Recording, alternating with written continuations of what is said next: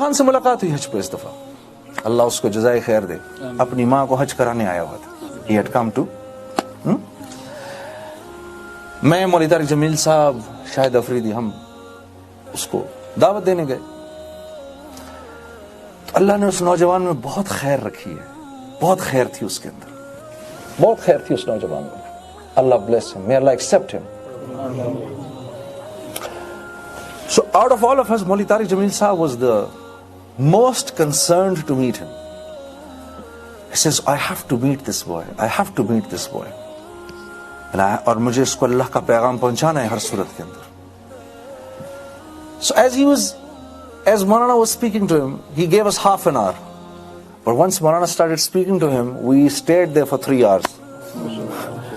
مجھے اپنا ٹائم یاد آ گیا. When one of my friends came in to meet me for 5 minutes, he says, I'm going to meet you for 5 minutes. These tabligh people have strange agendas. He said, I'm going to come and meet you for 5 minutes. Wallahi, he kept on sitting with me for 3.5 hours. So after the first meeting, he says, I have to meet you people again. Then the second meeting, first meeting we had in Mecca, the second meeting we had in Medina. So we went, he says, yes, I'll meet you from 4 to 6. And then we kept sitting with him for 6 hours. And then I had to literally pick up Maulana. Maulana, please get up now. Please, I know, it's like you lost love between Mawlana Tariq Jamil Sahab and Aamir Khan. I literally had to pick him up. But he was not letting Maulana leave. He was not letting us go. And I thought to myself, how much khair is there in every Muslim's heart? Haji? Later on, why I'm narrating you Aamir's Karguzari is because later on I asked Maulana, I said, Maulana, we were sitting with him for 3 hours over there, and we sat with him for 6 hours over here. کوئی اسلام کی بات نہیں سنی ابھی ہم نے اس کے منہ سے. تو مولانا نے کہا ابھی اسلام اس کے اندر گھسنے تو دو, پہلے اسلام گھسے تو صحیح اس کے اندر. تو جب مولانا نے یہ بات کہی, وہ ہمارے ساتھ نماز پڑھنے کے لیے آئے نا, تو آ کر ایک معصوم بچے کی طرح پوچھنے لگے, جی مولانا ٹوپی کے بغیر نماز پڑھ سکتے ہیں؟ قربان جائے مولوی صاحب کا, ہاں بالکل پڑھ سکتے ہیں, بالکل پڑھ سکتے ہیں, آپ پڑھیں. تو اس کا چہرہ کھل گیا کہ یار میں ٹوپی کے بغیر بھی نماز پڑھ سکتا ہوں. اس نے ٹوپی کے بغیر نماز پڑھی, پھر خود ہی اس کے دل میں آئی لیکن ٹوپی کے ساتھ اچھا لگتا ہے.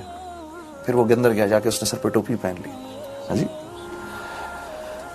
تو میں یہ سوچ رہا تھا, I was thinking that after the second visit, I became jittery. Why weren't we talking to him about Islam? And then I thought to myself, look at Allah. اللہ کتنا کریم ہے, اللہ کتنا کریم ہے کہ اللہ رب العزت نے اپنے اس بندے کو بھی موقع دیا کہ تو آ میرے پاس آ اور اپنی ساری زندگی کے گناہ بخشوا لے. اس کو بھی موقع دیا اللہ نے. ٹھیک ہے, مجھے اتنی شرم آئی, مجھے اپنا ایک دم خیال آ گیا کہ یہ تو اپنی ماں کو لے کر آیا ہے اور اس نے اپنی ماں کو ویل چیئر پر حج کرایا ہے. ہاں جی, کتنا خوش قسمت نوجوان ہے, ماں کو کرایا اس طرح. ہم سنتے ہیں, ہاں جی, آسان بات نہیں ہے, کر کے دیکھو تو طبیعت صاف ہو جاتی ہے. اتنا رش, اس میں خود چلنا مشکل ہوتا ہے کہ ویل چیئر کو گھسیٹ کے لے کر جانا. اللہ بلیس ہم. سو اتنی خیر تھی اس نوجوان کے اندر, اتنی خیر تھی کہ میں آپ کو بتا نہیں سکتا. یقین کرو. خودی کا سر نہا لا الہ الا اللہ.